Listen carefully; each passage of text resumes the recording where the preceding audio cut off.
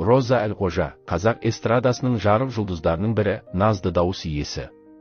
Ол 1981 жылы 1 қазанда Өзбекстанның Амангелді ауылында дүниеге келген. Әншінің дүниеге келуінің өзі ерекше болған көрінеді.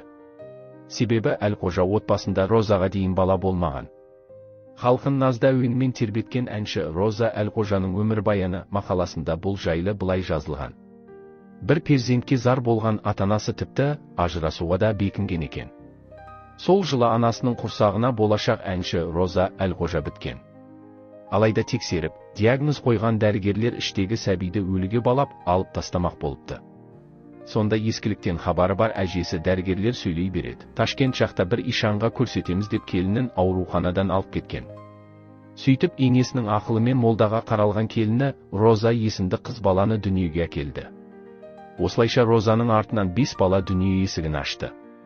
Бір қызығы, молда әлі ішке бітпеген қыздың өзіне Рамазан айында туылады. Есімі Роза болсын деп дүниеге келмей жатып ат қойған екен. Отбасының тұңғышы болғандықтан Роза ата-әжесінің қолында тәрбиеленеді. Сондықтан туған ата-анасы оның атын атамайды. Роза бала күнде домбыра үйірмесіне қатысқан, әнші балапан байқауынан бас жүлде алған. Мектепті алтын белгімен тәмамдап, анасының кеңесімен Әл-Фараби атындағы Қазақ ұлттық университетінің журналистика факультетіне оқуға түседі. Мектеп табалдырығынан бастап ән мен жырға қызыққан Роза 8 сыныптан бастап өлеңдерге ән жазып, университетте түрлі мерекелік іс-шараға қатысады. Өнер иесі аяғын сындырып алған еді. Алайда сол сынықтың зардабы әлі күнге дейін сезілетін көрінеді. Былтыр ақпан айының ортасында аяғымды қайырып алып ем ғой. Сонда тобығым жарылып, қызыл асық тайып кеткен еді. Содан бері аяқ киім табу қиын. Өзгеріске ұшырағаны бар, ауа райына байланысты биік өкшемен жүре алмай қалатыным бар, біраз қиналдым. Соның шешімі табылды. Арнайы аяқ киім тігетін жерді тауып, қуанып қайттым. Енді қолдан тігілген етік киетін болдым. Ұлттық құндылығымызға ішіміздің жылып тұратыны жасырын емес деді әнші. Арзанның сорпасы татымайды. Роза Әлқожа ақылы мектептердің жай күйін айтып берді. Түнде ұйқыдан қалдым. Роза Әлқожаның денсаулығы сыр берді. Айта кетейік, эстрада жұлдызы 40 күн гипске таңылып қалғанын жазған еді. 3 апта бойы көтерсем де, төмен түсірсем де, қақсаған аяғым гипстің ішінде әбден қиналыпты. Алдыңғы күні травматологқа барып, 20 күн болды ғой, шешіп көрейік десем, тобық теп-тегіс боп ісіп көгеріпті. Түк өзгеріс жоқ. Кальций іштіңіз бе өзі дейді дәрігер. Көңіл күйім түсіп кетті. Тағы 40 күнге жаңа гипс салып берді. Ештеңеге зауқым болмай үйде жаттым деген еді өнер иесі. Әнші Роза Әлқожа тұңғыш немересі өмірге келіп, әже атанды деп хабарлайды. Әншінің ұлы Бейбарыс Қабаның әке атанғаны белгілі болды. Қайырлы күн. Әже боп ояндым, шүкір. 3 перзентхананың барлық қызметкерлеріне рахмет. Ақ халатты аяулы жандарға алғыс, деп жазды Роза Әлқожа. Желі қолданушылары Роза Әлқожаны немерелі болуымен құттықтады.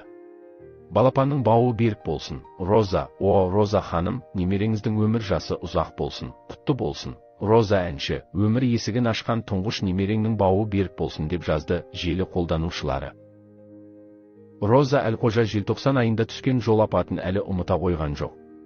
Қарапайым ауыл тұрғынның жылқысын қағып кеткен әнші біраз уақыт бойы күйзелісте болыпты. Алдымыздан 3 жылқы қатар шығып, ортасындағы биені қағып кеттік. Жануар ойламаған жерден шығып қалды. Біз жай келе жатқан екенбіз. Шок алып қалдым десем де болады. Қайтадан өмір сыйлаған Аллаға шүкіршілік айттым дейді әнші.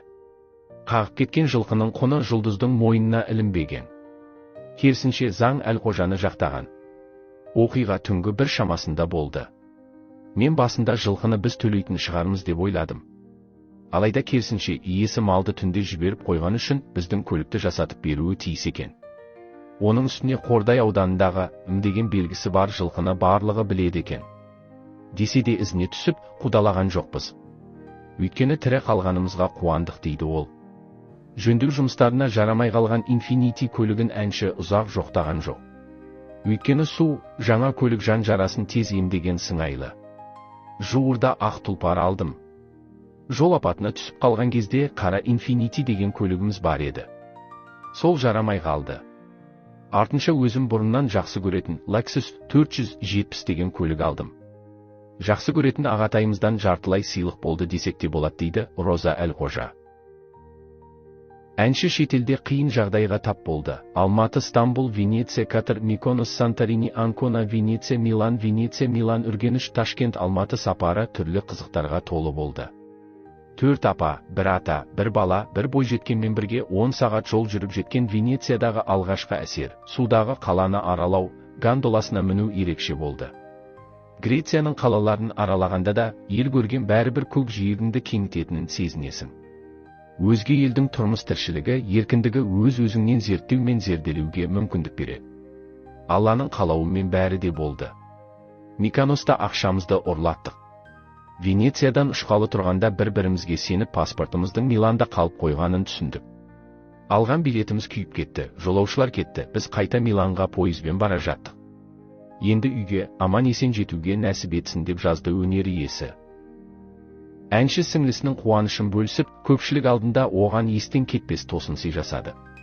Танымал әнші Роза Әлқожа туған сіңлісі Бибі Айшаға дүбірлі той кезінде тосын сый жасап, өз жанұясының атынан көлік сыйға тартты. Бұл туралы әнші Instagramдағы парақшасында жариялады. Оның айтуынша, сіңлісінің қуанышында көпшілік алдында оған естен кетпес тосын сый жасауды ұйғарған. Әнші өз отбасының атынан сіңлісіне көлік сыйлады. Бейнежазбада Роза Әлқожаның туғанына темір тұлпардың кілтін табыстап жатқанын көруге болады. Шоу-бизнес жұлдызының сіңлісі мұндай сыйлықты күтпей, қатты таңғалып қалған. Айшамызды дұрыс ұзата алмадық. Дамир күйеу баламыз алып қашып кетті. Айдын екеуміз жас отбасы болдық. Ол кезде ата-ана болмақ түгілі, отбасы болуды үйреніп жүрген кезіміз. Бибі Айша бізбен бірге бар қызықты бөлісіп, бізден тәрбие алды. Енді міне көп балалы жанұя болып отыр. 4 баласын өзі тасып жүрсін деп отбасымыздың атынан Айшаға автокөлік сыйға тарттық.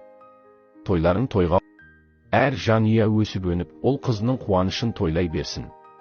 Барлық сіңлі, бар бауыр махаббатқа лайықты деді Роза Әлқожа. Роза Әлқожаның әндері өте танымал. Ол 20-дан астам альбом шығарып, 100-ден аса ән орындаған. Оның әндерінің ішінде 10-нан астам хит әндер бар, ал YouTube-тағы кейбір бейнебаяндары миллионнан аса қаралым жинаған. Сонымен қатар әншінің шығармашылық жолында 30-дан аса марапаттар мен жүлделері бар. Әншінің әрбір туындысы ұлттық құндылықтарды дәріптеп, қазақы болмыс пен салт дәстүрдің көрінісін айшықтайды. Оның орындауындағы әндер тыңдарманның жүрегін тебірентіп, көңіл түкпіріндегі сағыныш пен сезімдерді қозғайды.